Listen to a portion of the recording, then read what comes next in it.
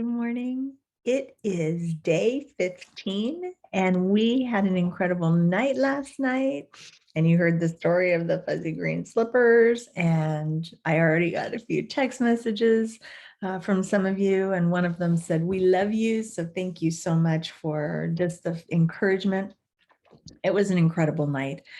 And today we're back to James chapter 2. We're moving on, and our focus for the next week is this: we can't do what we don't believe.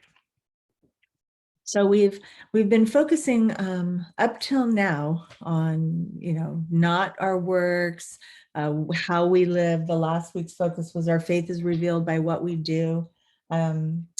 Starting this week, we start talking about we can't do what we don't believe. We can't live, we can't be, we can't act. If we don't believe it, we can't do what we don't believe. So James chapter 2, verses 20 through 24. Let me read them for you this morning. Senseless person, are you willing to learn that faith without works is useless? Wasn't Abraham our father justified by works in offering Isaac his son on the altar? You see that faith was active together with his works, and by works, faith was made complete. And the scripture was fulfilled that says, Abraham believed God, and it was credited to him as righteousness, and he was called God's friend.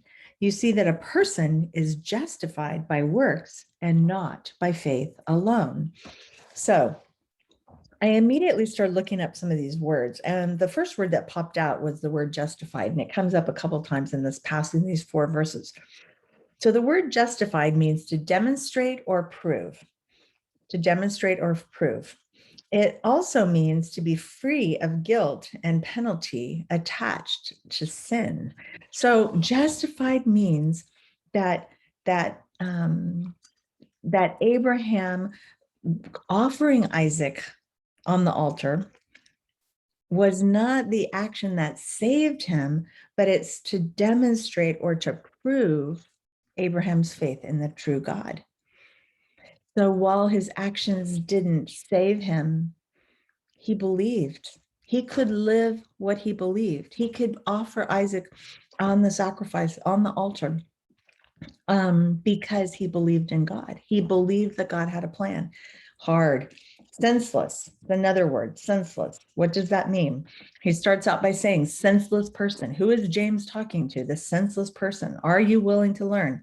Senseless means basically lacking sense. What is sense? To perceive, to grasp, to understand. A senseless person is a person who doesn't understand. He says, senseless person, are you willing to learn? You don't understand. You perceive, you can't grasp, you lack sense. Are you willing to learn that faith without works is useless? So I kind of see it as this, and this is where I'm going to leave you in the video today. We have faith, then works, faith, then works, faith, then works. So if you looked, I have this little circle drawn in my journal, faith and works, faith and works, faith and works. That's not how I think it is. I think it's faith and then works. It's what's at the center, faith, works.